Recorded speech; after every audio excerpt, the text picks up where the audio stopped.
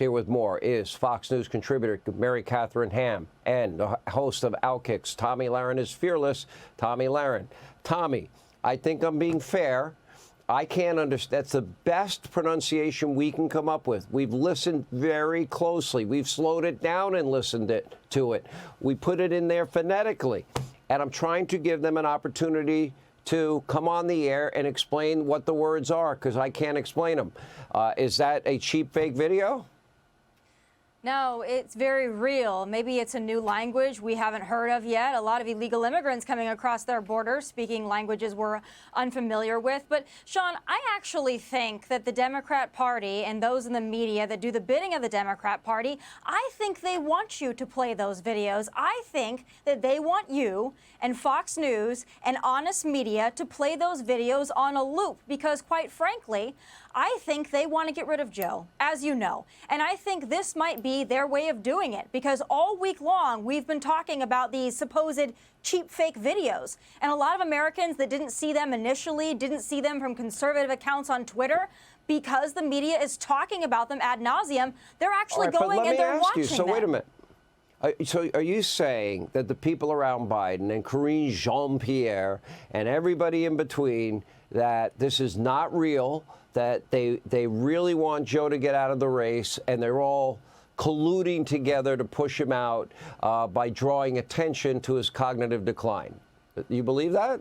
I do, and I think that's the only way they get him to step down. That's the only way they convince Jill to convince him to step down is by playing these videos over and over again, making them unavoidable for the American public, because in reality, that's exactly what they've done. If it is unintentional, it's the biggest self-own this election cycle. Mary Katharine, your take. Yeah, I'm not sure I give them that much credit for the strategy, but here's the thing. Voters have already decided, right, before this latest spate of videos of him mumbling and stumbling. And some of this is just undeniable. The voters back in February were saying at 67% he's too old to serve another term. That includes a majority of his own voters. And this nonsense from media at large about cheap fakes is just the new Russian disinformation. It is this flexible term that they can use to say, oh, there's a grave threat to American discourse. And the grave threat to American discourse, it turns out, is Americans talking about what's happening in front of their eyeballs, and they will try to shut you down. I got shut down. One of my posts on Instagram got shut down for posting a poll about what happened at the G7 with Biden that said, is he lost? Let me ask you this. Is it missing context, or do you care? And I still got shut down. I don't think I can see a scenario where Tomi is 1,000% right. The only thing we might disagree on is who the replacement is. She's pretty convinced it'll be Gavin Newsom. I'm not so sure it would be Gavin. I think probably it would be the vice president. If not her, it would be Whitmer. But I see the possibility. Look, he's one major fall away from that. So I guess the question is, do you think that Joe survives, or do you agree with Tomi he doesn't make it? Look, I think they're in a pickle, right? Because asking the leader of the free world, who has been running to be the leader of the free world since I was 8 years old, to step down is a difficult thing to do. However, I can see a scenario because those superdelegates have shown several times over in the Democratic Party that they are capable of taking the reins and making the choices for their party instead of voters. So there is a possibility that something happens, but I think my money's on Joe continuing throughout. I think I'm with you, but I can see Tomi's scenario. Tomi, walk us through your scenario again. Yeah. Well, I think it either happens at the convention and it's a big coup, or it happens directly after the convention.